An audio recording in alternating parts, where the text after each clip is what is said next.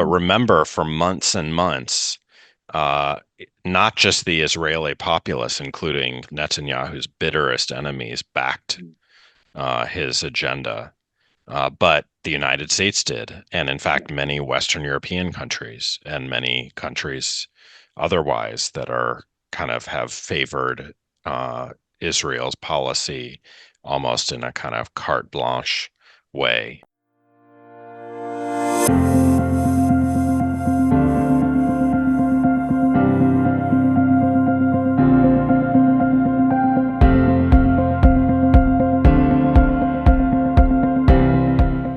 Welcome back to The Focus. I'm Dr. John Bruni. Today we're joined by one of the world's leading voices on the ethics and evolution of modern warfare, Professor Samuel Moyn.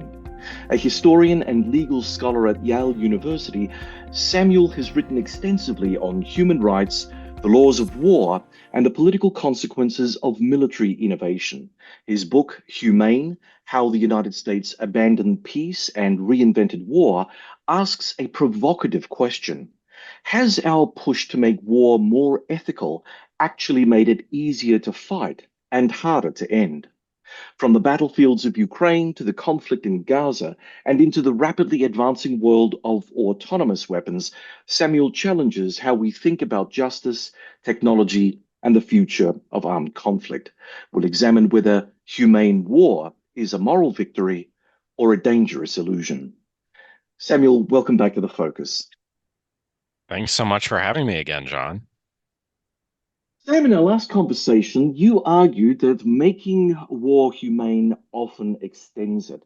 2 years on with Ukraine and Gaza dominating headlines, have these wars confirmed your warning, or do they show that in some cases humanity in war is still a meaningful and actionable goal in an era where international norms are being challenged or simply ignored?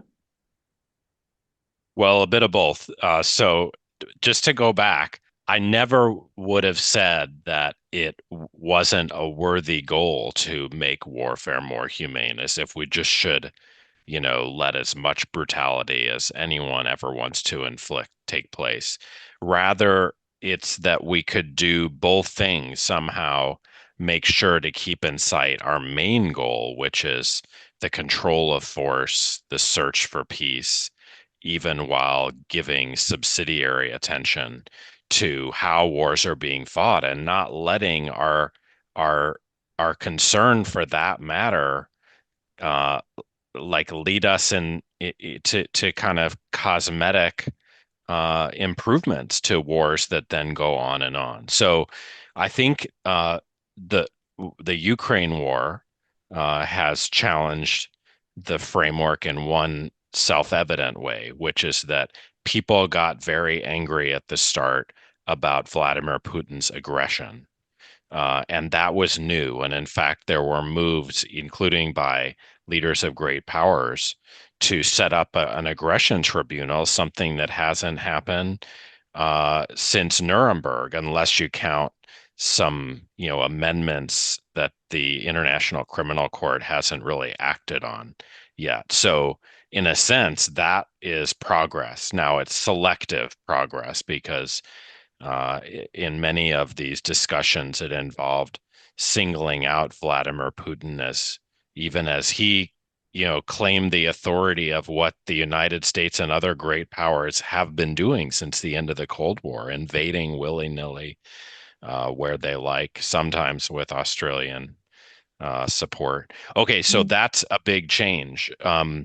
I'd say in many ways it's a fascinating war from the perspective of our last conversation because though there were atrocity claims and real evidence of it around Bucha early in the war, charges which I think have a lot of foundation about the uh, deportation of children, um, and the Russification of children, which is a war crime.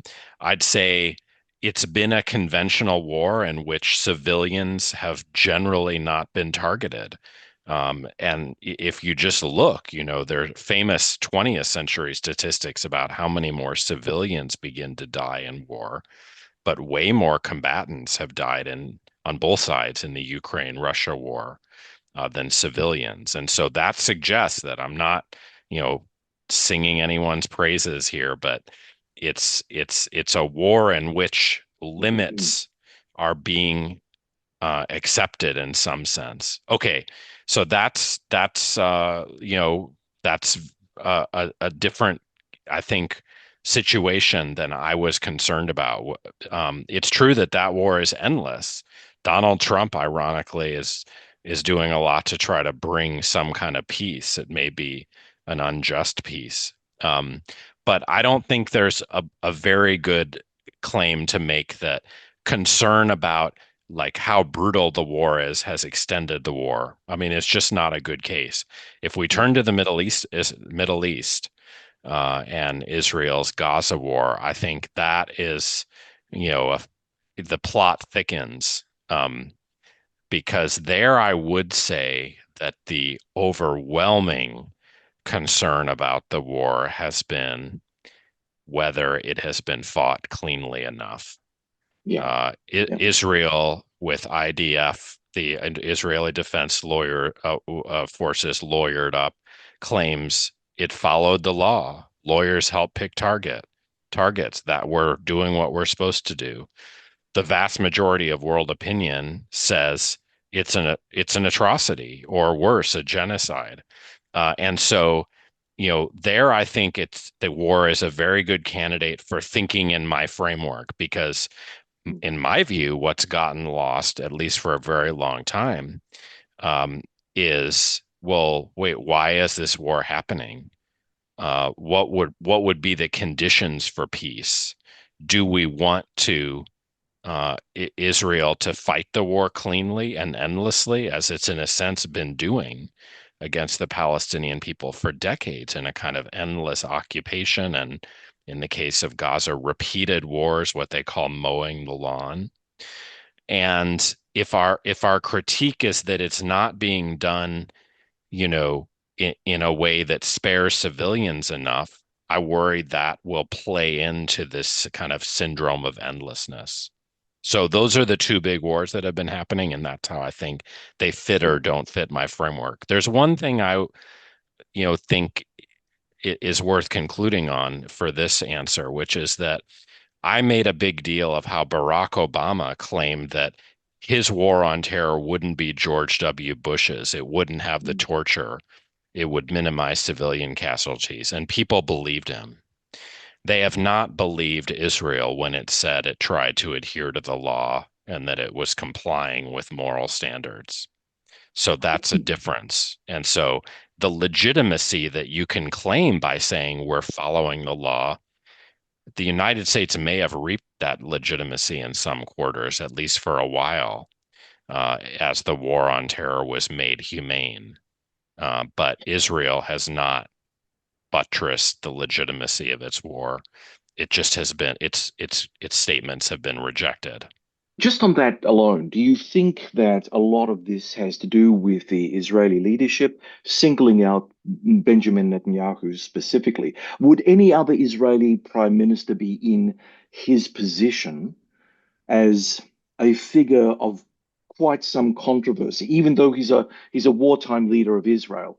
You know, prior to October 7, there was a very real prospect that he would end up in jail because of corruption Yes. charges. Yes. Then, of course, this happens, and he rebadges himself as a wartime leader. And as a consequence of that, and as a consequence of a lot of public skepticism about his main aim and objective in the Gaza campaign, namely keeping the war going, because if he stops the war, he goes back to the courts, right? Um, there is a skepticism in him, which I suppose any other Israeli prime minister who wasn't haunted by all this other background guff would probably not have the international community look at them and say, no, this is ridiculous. You can't fight a war like that. But because Netanyahu is doing this in Gaza at a time where his reputation is on the line, people are questioning him openly. Yeah. That's very insightful. And I think it's more plausible as the war dragged on.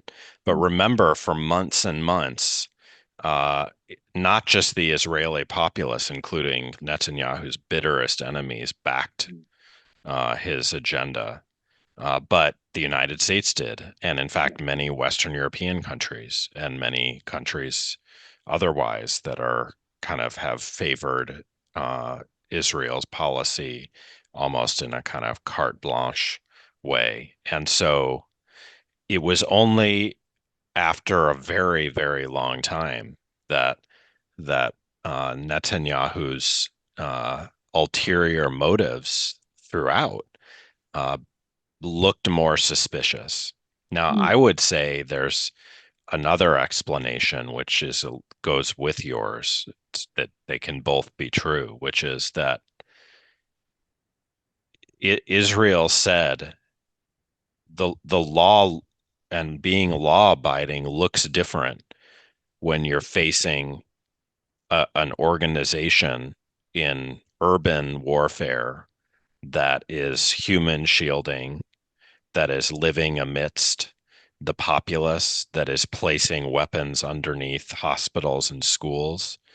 And so it turns out that what might have seemed like within the boundaries of humane warfare in these very specific circumstances of urban counterinsurgency just are intolerable for some big audience that didn't find that when the drones were striking rural Pakistan or mm, Waziristan.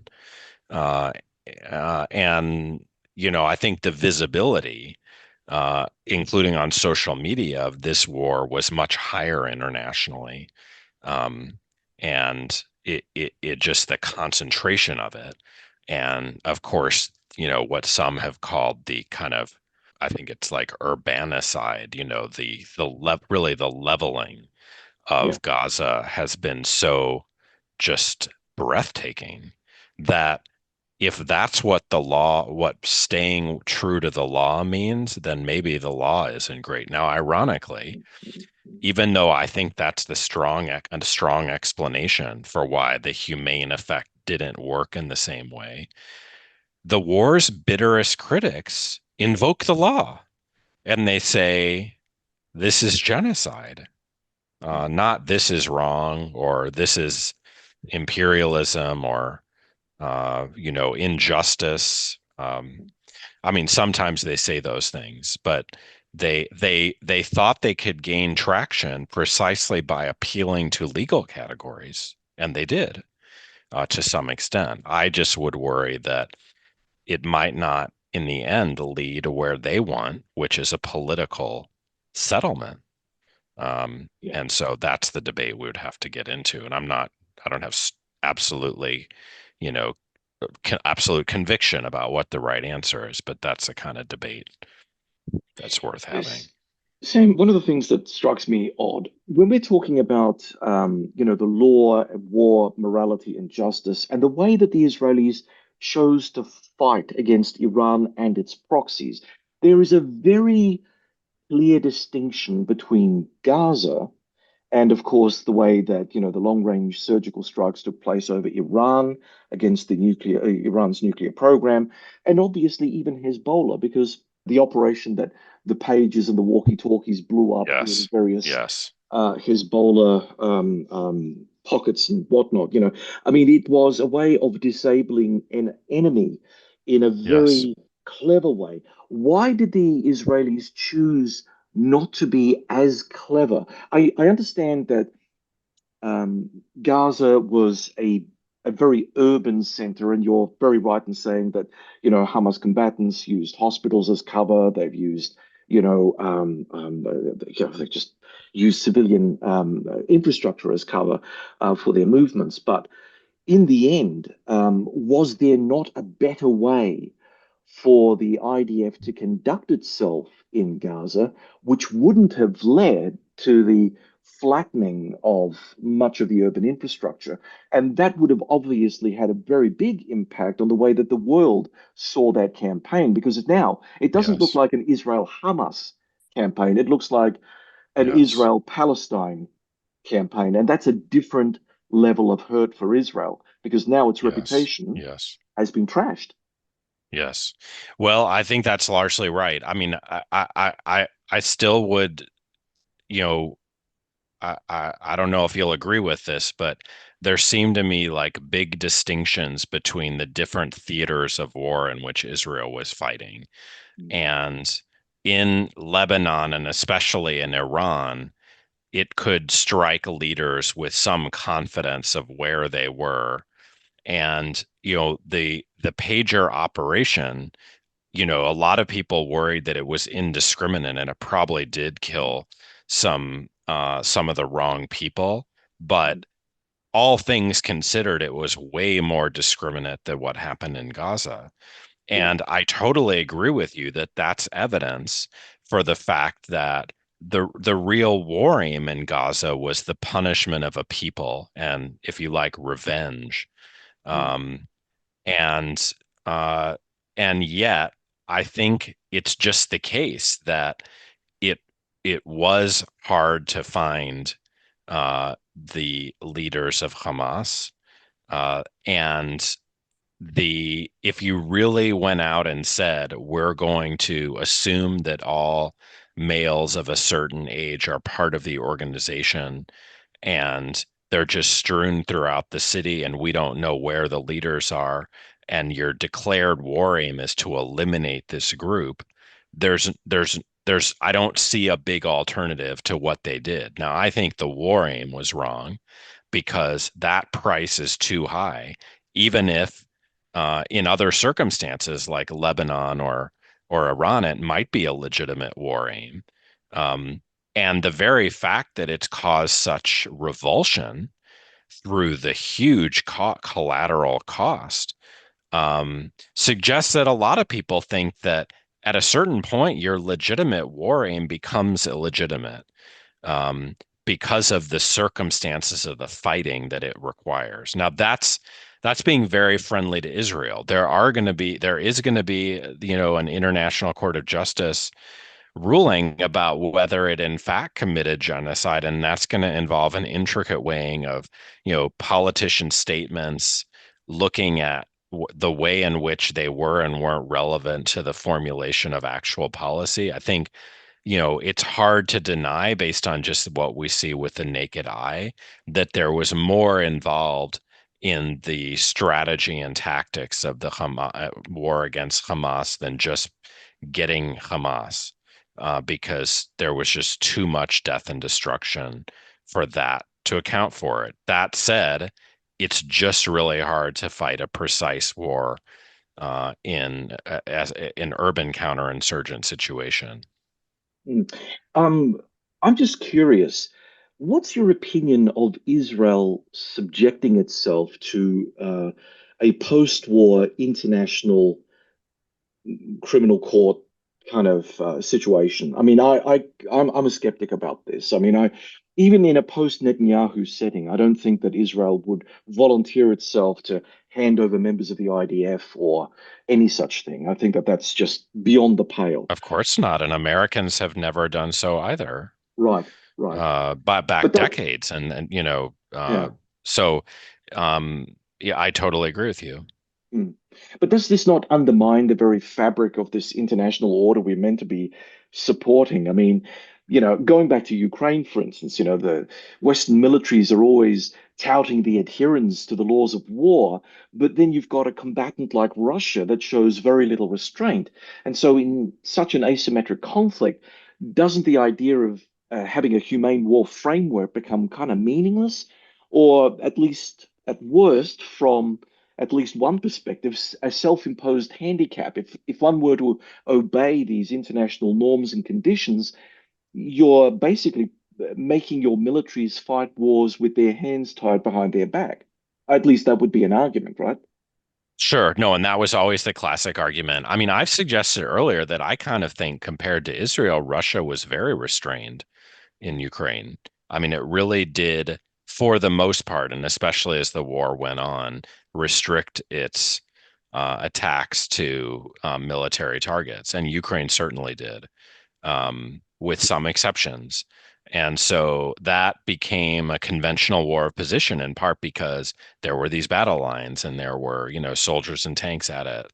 And that's very familiar to us. And those are the circumstances with the civilian population just gone, in which it's actually possible to like discriminate between combatant and civilian, radically unlike Gaza. Of course, like right now, some Ukrainians are fleeing from the Russian army, which is, it has its eyes set on a town 6 miles from the front, and that part of the front has been basically stable, and now it's not anymore because Russia's been advancing generally, and so this could change, but I basically agree with you. Of course, that it was always the proposition um, that we can rely on the military to engage in self-restraint, and there were those actors. I talk about them in Humane in the 19th century, like Karl von Clausewitz and many others, who said no, actually, it's better to have short wars which are more brutal, which will then make them shorter, and the overall brutality will be less. And that argument didn't win the day. What won the day was the expectation of some restraint. And, of course, we can argue like how credible is that? Does it ever happen? I think it does. And there are some examples of that in recent history. I guess I'd say you know, on the accountability front, I'm not optimistic like you, especially when it comes to powerful states or their allies, clients, whatever, especially if their leaders aren't willing to travel, are willing not to travel. Um, and we've seen very good examples of Netanyahu actually traveling and having even signatories to the Rome Statute not make a move to arrest him. Others have welcomed him with open arms. I think it was never the premise of like we could hope for militaries to engage in self-restraint without believing that there will be a massive revolution in which wrongdoers are hauled into court somewhere. Actually, most of the most powerful armies are pretty immune to prosecution, always were, probably always will be. And so yeah, accountability is something that might be, a modest hope that we shouldn't, get too grandiose about. And I just don't think it, as you say, it's made much progress. But the aspiration to control, to get militaries to control themselves, regardless of they'd ever get punished if they didn't, I think that aspiration has gotten very far, even when accountability hasn't. Mm. Sam, in the lead up to the Trump-Putin Alaska summit, could one say that while Western precision weaponry is prolonging Ukraine's resistance, it's the less humane reality of Russian attritional war and civilian terror bombing which may force a settlement to Putin's favor? What do you think is that we will be seeing come Friday? I have no idea. I hope against hope that, Donald Trump surprises us and actually does aim for a relatively more just peace. Um, it's not going to be just because it looks like he understands, and I think he's right about this, that we're in a circumstance where peace will require, you know, giving some stuff to Russia that they really shouldn't get, like Yeah. some land. Um, that said, such a deal may be preferable, all things considered, to endless war. I don't think that the humanity or inhumanity of the war is driving anyone. I think it's that the West, including Europeans, seem unwilling and unable to stave off the Russian advance, and it's just inexorable. And Russia has very good reasons to end the war.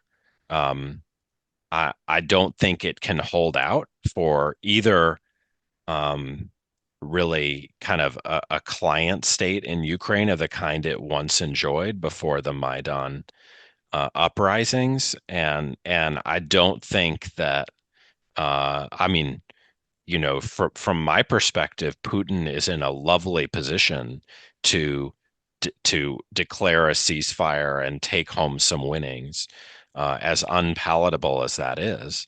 And so I don't think it's the fact that like he can terrorize Ukraine that's driving things. I think it's the fact that he's winning and Trump understands that, you know, it's past time for a deal. And the real question is, what is the nature of that, and can the sides agree in the West side case to hold their nose and give Putin a little of what he wants? This is actually suggesting something quite well, disturbing, I will say. It's almost presuming that there won't be any pushback to whatever takes place in Alaska, that the two Yes, leaders of the United States and Russia get together. They're going to get a of piece of course. paper. They'll be carving up the map of Ukraine, saying this is going here, that's going there. And yet Ukraine has no say. The Oh, European Union will be sidelined and therefore embarrassed, yes, or will there be some pushback that is being hatched in the halls of power in Brussels? Do you see that Europe will take it, won't take another offense and may actually use any bilateral horse trading between Putin and Trump as an excuse for it to continue funneling weapons into Ukraine right. and giving succor to Zelensky in the hope that perhaps they can make the price of entry into further eastern parts of Ukraine Yes. so problematic for Russia that maybe the balance can be tipped for a better outcome for Ukraine? I don't know. No one knows, honestly, who lacks the information. And I think that describes both of us. So I'm really speculating. I Yeah, did see a story shortly before coming on that the Europeans believe they're in agreement with Trump about at least initial bargaining positions. yeah. I think, moreover, I'd say this whole saga has revealed that Europe remains almost in a vassalage relation to the United States. And I think its leaders understand that. There has been a lot of talk about independent foreign policy, its own militarization, replacing a withdrawing America as a Ukraine supporter, but they just don't have the money or weaponry. Maybe they don't have the will. And so my sense is that they are waiting to see if Trump gives away the store, as we would say, to Putin, or really holds his feet to the fire and demands a compromise that looks, you know, reasonable under the circumstances. It's like some version of injustice that is tolerable. And if it is, they will go along, that they will let Trump continue to represent the West, because I don't believe Europeans can displace even declining American power or withdrawing American power. And so it's very sad for Ukraine, obviously. Yeah. But that's a function of being where it is, and being in a situation in which the West is unwilling to back it, even as Putin considers it part of his security envelope against that West.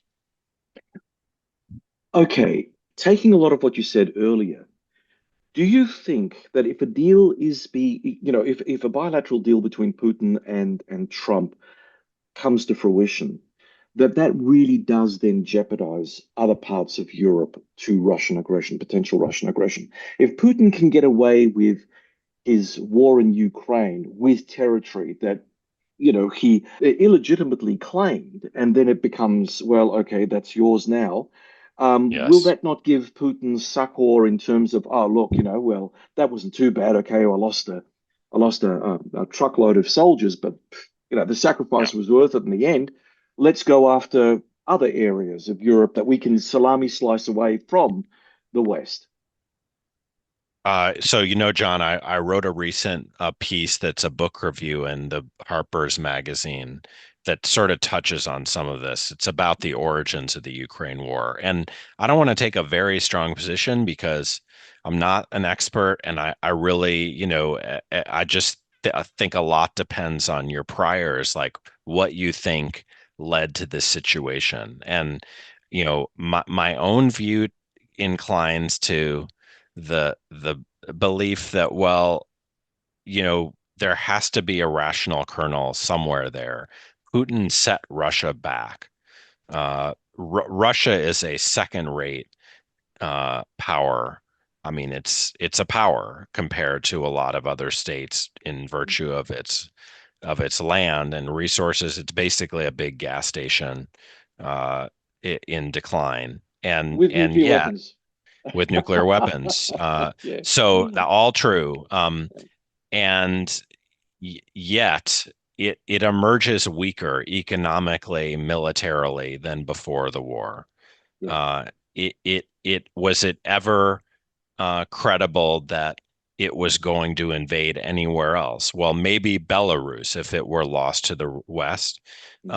It's certainly true that a lot of East Europeans think it's an aggressive power, Mhm. and that explains NATO accession through the 90s and 2000s. It explains, Finnish accession recently, and so there's something that is really important there. But my own view is that this was a failed war for Putin.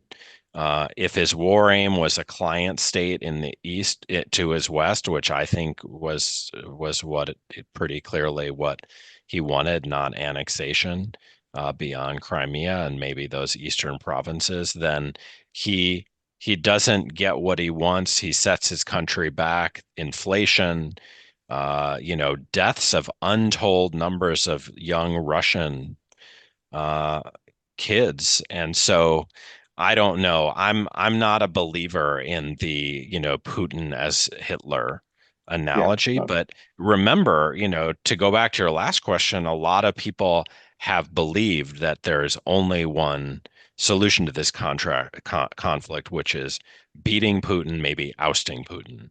And um, you know, they're going to protest if there's a peace. You're absolutely right about that. Maybe Europeans won't, but a lot of the intelligentsia will, Mm. because they frame this as a situation of appeasement and the only alternative being a kind of rolling back the aggression, if Mm. not regime change in Russia. And so they're going to be unhappy if there's a peace, but maybe they will learn that all Putin wanted was to, be able to save face in his own failing war. And the unjust peace will be unjust, but it might be the best available alternative we have right now.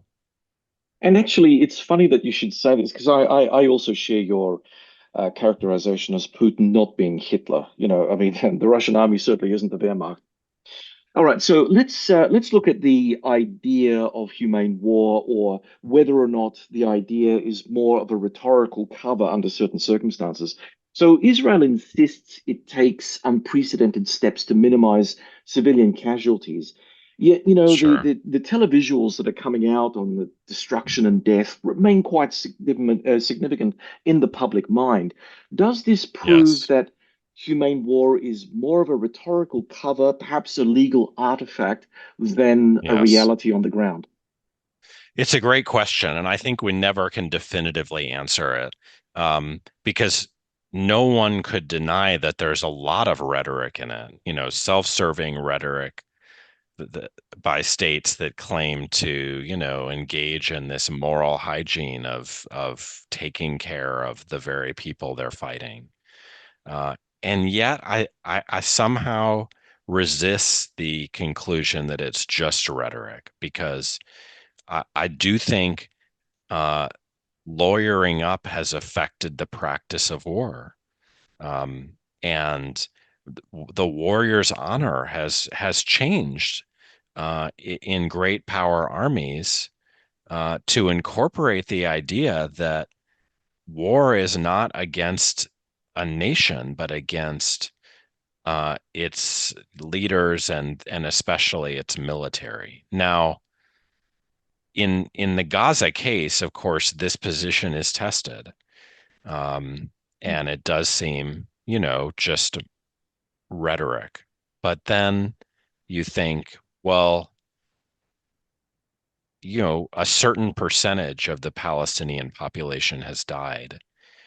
The war on in those terms is, probably not worse than some of the worst Cold War fighting in which it was fair game really to kill civilians through aerial bombardment in much more massive numbers, maybe not proportionally, but take the Korean War, even parts of the Vietnam War.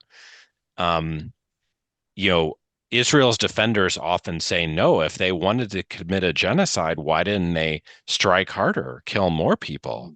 Yep, yep, Uh, yep. they took care to save some when they could have killed more or all. Mm, Now, it's an outrageous claim, but I do think there's something to be said for the proposition that, you know, Israel's conduct has been a kind of, attritional in its own way, killing a lot at the very beginning. That's when most of the civilians were actually killed if they died militarily as opposed to by starvation mm, nowadays. Um, I think you can make a very strong case that it was kind of like extermination on the installment plan. But that very fact means that Israel had to take care not to do it all at once or through, you know, kind of not just raising the buildings, but intentionally killing as many human beings as possible. And so I don't know. I think it will be a long time before we can look at the conduct of the IDF, what its lawyers were doing and saying. It's certainly the case. We know for sure that the rules of engagement that the IDF, follows, at least for the most part, were changed, were made much more permissive after October 7th than before October 7th. And so that meant that what humane meant was much more vicious. mm, And yet there was constraint, so I'm the last person who wants to let anyone off the hook here. But I think if we take the easy answer that it's all of this is just rhetoric, then we lose the capacity to compare different wars with each yeah, other, to compare yeah. different states and the way that their policy making process and their war fighting actually works. Mm, mm. Now, we've talked a lot so far about lawyering up, and I know that the West is very strong in this domain. Do we see any indication of this in other countries, though? Do we see it in Russia? Do we see it that the Chinese have a legal contingent that Yes. they're managing behind the scenes?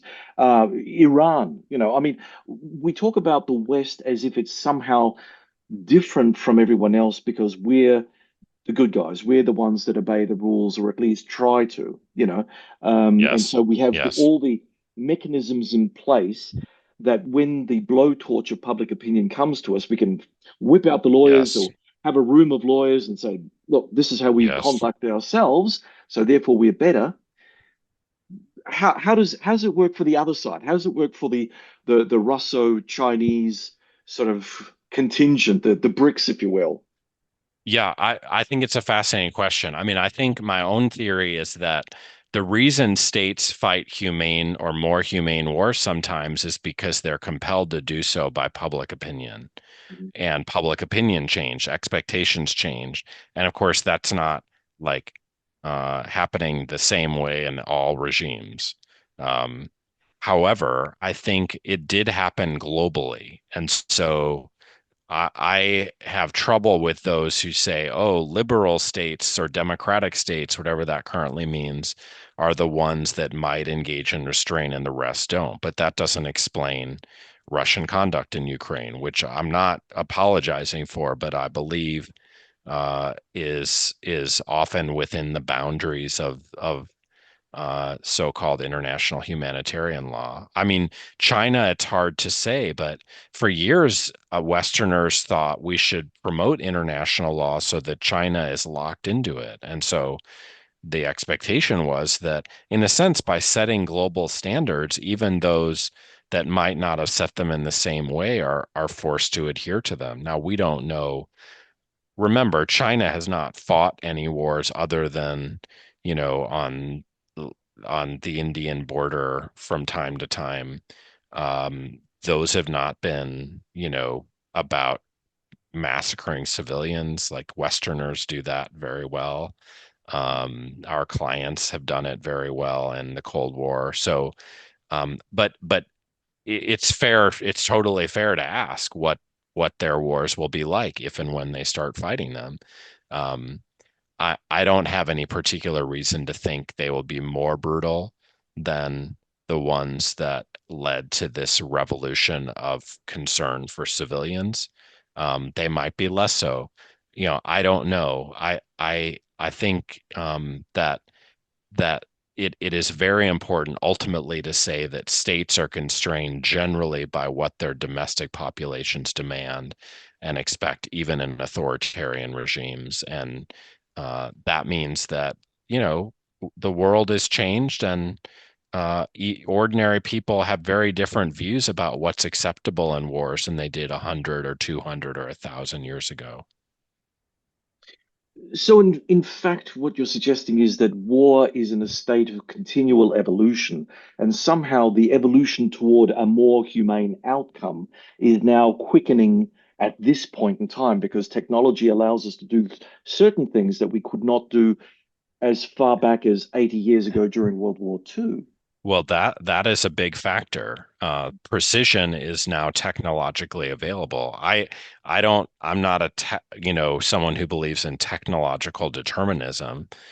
So I actually think that, we sought precision out of moral reasons in part. In the old days, we invented napalm because we wanted to kill as many people as painfully as possible, and then we sought new technology. But and I'm not Pollyannish because I think, remember, my whole story is that even as these new expectations for warfare have made inroads, we have had more wars.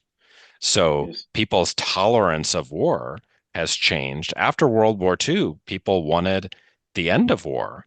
Now they want humane wars. Is that progress? Not for me.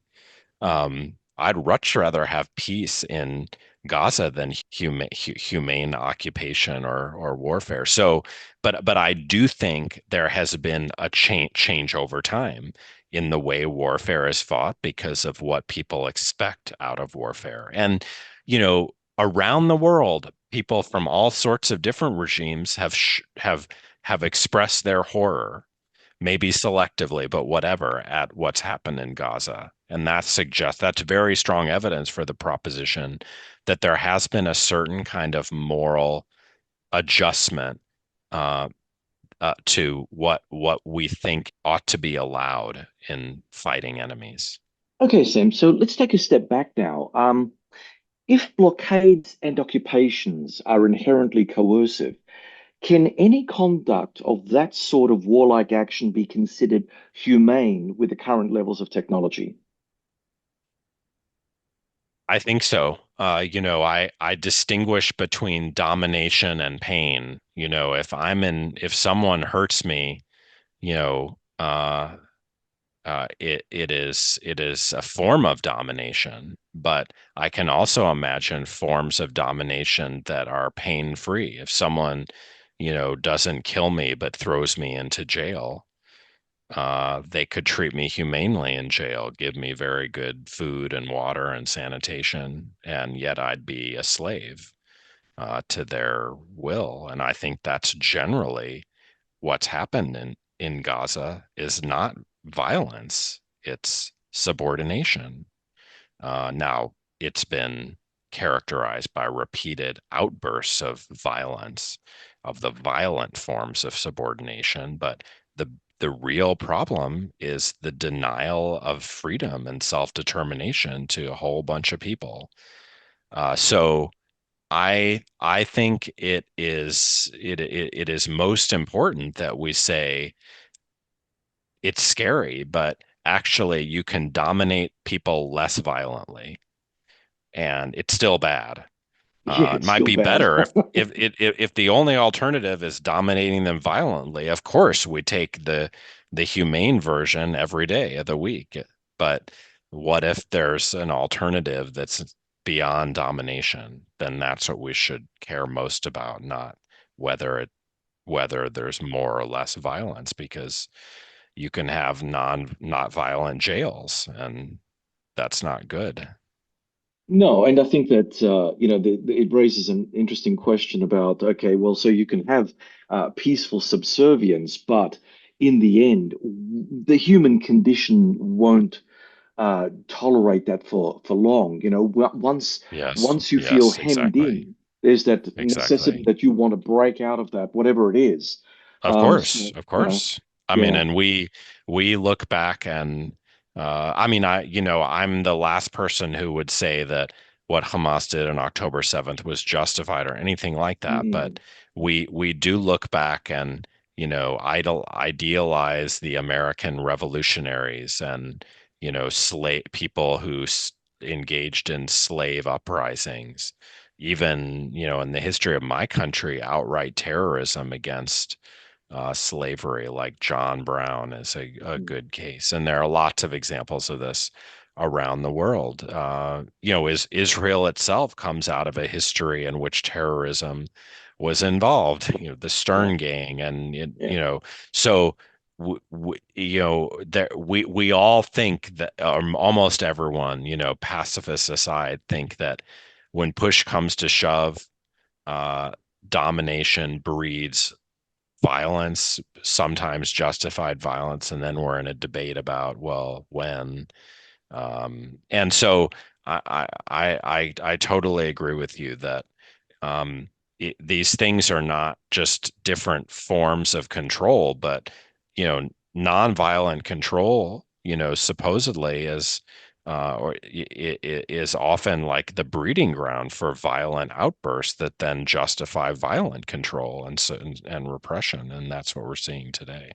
Well, basically, it doesn't justify, but it explains groups like Yes, Hamas, right? So yes, Hamas comes yes, about as a consequence of Israel trying to manage in the most humane way possible, at least in their mindset, the problem of what to do with Gaza. So they mow the yes, lawn ever so often. They yes, internationally isolate the Palestinian people in that of course. section, and then yeah, I mean, their the story would be that they withdrew altogether, but well, of that's the course, the story. other the other Yeah, view is that yeah, they set up an open air prison and so forth. that's right. So Yeah, yeah. I mean, it's fascinating philosophical talk, but I've got to say, the outcomes, irrespective of how we go, are very disturbing because ultimately, people are going to be people, and it doesn't matter. A gilded cage is still a cage. It may be, yes, wonderful in well, that's every right. other respect, and it can certainly calm people down, but it doesn't calm them down to the point of complete, uh, you know, what's the Agreed. word? Lying down and taking it. Yeah, Well, that's true. I mean, on the other hand, people, accept servitude for potentially generations or millennia. And so obviously there's been a lot of that too, a yeah, lot of acceptance passively of injustice. And so the question is how much is actually tolerable, and when do people resist it, and what are the like valid means of doing so? yeah. So, Sam, after decades of anti-war activism in the 20th century, peace movements today seem marginal and less well organized. Have we kind Yes. of normalized war to the point where thinking about the abolition of war is no longer credible? I think so. That's the main case in my book that we've replaced the aspiration to peace with the aspiration to humanity, and it wasn't a good deal. Um, I think there's some qualification to add to that, which is that often people pursue peace by denouncing the violence of war. And it's certainly true that most of Israel's enemies have been appalled by its conduct straight out, but also understood that making hay of it would sap the international legitimacy from Israel and maybe weaken it to force it to treat Palestinians differently, not just in war, but maybe in a future peaceful scenario. So I'm not sure that that stratagem always works, and I don't believe it's worked in this case. But maybe it does in some cases. I reflected that in my own book that in the War on Terror, I think a lot of people opposed George W. Bush's torture program in part because it was wrong and illegal, but also in part because they thought it was anti-war politics by other means. You couldn't, be so unpatriotic as to contest the premise of the war on terror in those days of 2000, whatever, 4 or 5. But you could indict the torture of the war on terror, and it was a way of attacking war indirectly or standing up for peace indirectly. And again, I don't think it worked because it set up the Obama presidency, which responded by making the war on terror torture free and endless. So, but with that qualification, I think we don't I think peace has become like not a credible ideal to a lot of people. And so it's on those who think it ought to be one to make it more like believable and tangible. And so in the case of Israel Palestine, I've been working with a group called A Land for All, which has a website, and it's basically a kind of federalist set of proposals to try to imagine a path beyond the one state, two state dilemma. And the point really for me of my involvement is to say, well, we need to care about the underlying political issues, not just whether the war is humane, but above all, like make uh, creative solutions part of what we spend our time talking about. And I'm not saying this is the right one, but I'm saying people are trying to, have a peace movement which requires imagining peace, not just calling for it.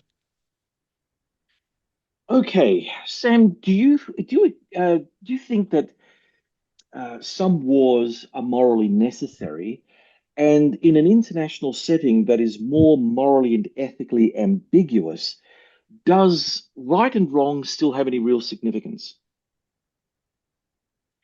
Well, my goodness. I do think that there are wars that are worth fighting. I think they're few and far between. I haven't seen my country fight one in a while. Maybe Ukraine in some of its phases, although I think in the end, the United States perpetuated that one and missed the best chance for a just peace that was available when Ukraine was much stronger.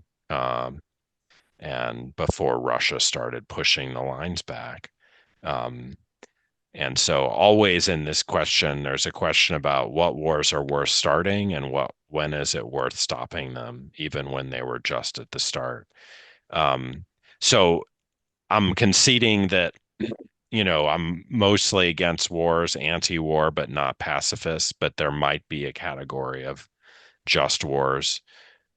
I think morality changes the world. I mean, my study of history, to me, is about how big idealists, prophets in the old days like Jesus and Muhammad, pacifists in our time, at least before they went away, kind of give people a new account of what's worth striving for in the world, and they do have an effect. The Rise of Humane War is a story about idealism in a certain sense. It's about saying we don't have to accept brutality. I raise questions about that idealism and its effects, but there's no doubt it's a moral set of purposes. It may be misbegotten or perverse, but I'm not someone who thinks all there is real interest and selfishness, and that morality is a sham. I think, that there's a lot of morality. Sometimes it's ill-founded, sometimes it's not. It's often transformative. To what degree do you think the various military industrial complexes around the world drive or have driven the evolution of warfare to the point where it's now kind of like a self-sustaining exercise? We go to war, we use drones, we use AI, we use all this kind of stuff, and that's okay because we've made it more humane. Yeah. And so, therefore, it just keeps on pump priming the military industrial complex to find more innovative ways in which we can de risk to humans as much as we possibly can, giving a legal out for Yeah. people who are against war to begin with, for whatever reason. So, you have this machinery that profits from war. That's not going away anytime soon. And No. how does one combat that in the scheme of things? Because that's an irresistible force just there. It's a brilliant question, and it's really a sobering one. And if I knew the answer, I would not be doing what I'm doing. I would be trying to implement the solution. You've really, I think, addressed the kind of hardcore of the problem, which is in part that it became almost hegemonic, or I don't know, but for states to engage in not just massive defense spending, but in uh, often, using defense spending as a way of Keynesian pump priming and, you know, industrial policy, industrial strategy, and, military forces do command an enormous sway across the world. They provide a lot of ordinary people with a leg up when the economy doesn't in many countries. Um, and so it's not a passing fancy. So I agree with all of that. I'm not understating the challenge. I think I would hope that in the long run of humanity, we can find alternatives to war that kind of address some of the needs it clearly does serve. Um, a lot of it is economic, and maybe it requires changing our economic system. Maybe it requires finding alternative economic, you know, advantage for those who currently profit so much from state expenditure on hardware. But that you've isolated really where the reformers should be going and thinking about what's actually possible and how would it be done. Yeah. All right. Last couple of questions, if you don't mind. If we go back to Putin and we go back to the Yes, whole yes, Alaska summit, is it yes, possible? Because, you unpacked brilliantly the idea that Russia is not the threat that we think it is. It's a third-rate economy, a second-rate power. It really struggled to fight its war in Ukraine. And that has unleashed a number of pressures now because Russia is a dictatorship and it's opaque. We don't know exactly how damaged Russia is going to come out of this campaign. yes, But is there a risk that if Putin gets peace or signs away yes, some territory and settles, that yes, in the end we get what we want? I mean, that somehow Russia will start peeling away in the post-war period, revealing the vulnerability of Putin politically. I mean, is it possible that yes. actually we get rid of the dictator in spite of his so-called Mm, settlement of the war, in mm, spite of his pro-Russia peace? of course. Well, of course. So first of all, he's not a young man, so he's not forever. And the same is even more true of Donald Trump. Um, I read a statistic the other day that over half of humanity lives under a political leader over 70 years of age. And once that's largely because Xi Jinping passed 70 a few years ago. Um, but no, I really like your supposition. We don't know the conditions under which there can be regime change anywhere in any Yeah. despotism. And I think we were so surprised, really, even the so many experts by 1989, and we can now look back.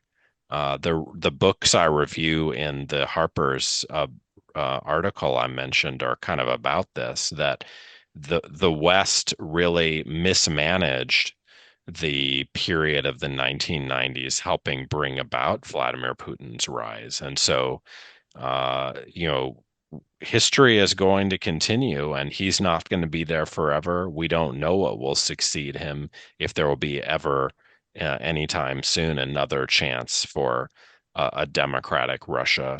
But if that does materialize, it's not as if, there will just be a victory lap to run, as many took after 1989, but like, a better strategy for keeping Russia within the democratic fold.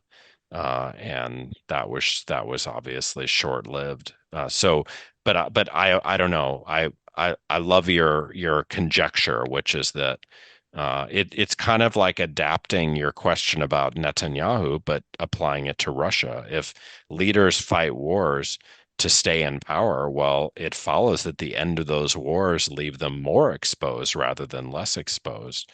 And that could happen for Putin. Uh, I think a lot of people would argue that that having the war continue would leave him more exposed. I doubt it. I kind of like your conjecture better. It rings truer, but I'm not sure how plausible either one is. Okay, Sam, final question. With the proliferation of drones and autonomous weapons, are we heading toward a world where lethal force is so easy to apply and so distant from human risk that even the idea of restraining war becomes obsolete? In other words, will killing become as routine as a keystroke? I think so. If you, I think there's going to be a lot of work on deterrence of the kind that happened with nuclear weapons in the Cold War. And I think the really frightening scenario involves, of course, artificial intelligence. And if artificial intelligence gets control of uh, you know, the tools of violent death, it could be that it's, these judgments about how to achieve deterrence, whether it's been achieved, whether strikes are warranted, and in cases where, deterrence, your side might lose deterrence. All that is super terrifying. But no, I mean, from what I can tell, we're entering a very scary world in which, as some authors have argued, like Gabriella Bloom and Benjamin Wittes, a further effect will be that the tools of violence become, in a sense, uh, like privatized, and many different forces other than states can possess them, can send them. And so the future is bleak if we don't act soon to control these weapons in the same way that the planet, is warming because we have not acted quickly enough to control our emissions. And I don't think history ends in either case, but it means that we're much worse off for not having acted with alacrity to recognize these threats. Professor Samuel Moyn, thanks for sharing your insights again on the focus. Thanks for having me, John. That's all for this episode of The Focus. My thanks to Professor Samuel Moyn for his insights on how military technology, law, and ethics are reshaping the way wars are fought, and perhaps the way they never end. Whether you believe modern warfare can be made humane or whether that idea only hides its dangers, the question remains, what kind of wars are we willing to live with? My thanks to producer of The Focus, Neil Smart. Join us next time as we continue to explore the forces shaping our world. Until then, from Adelaide, South Australia, I'm Dr. John Bruni. Thanks for listening.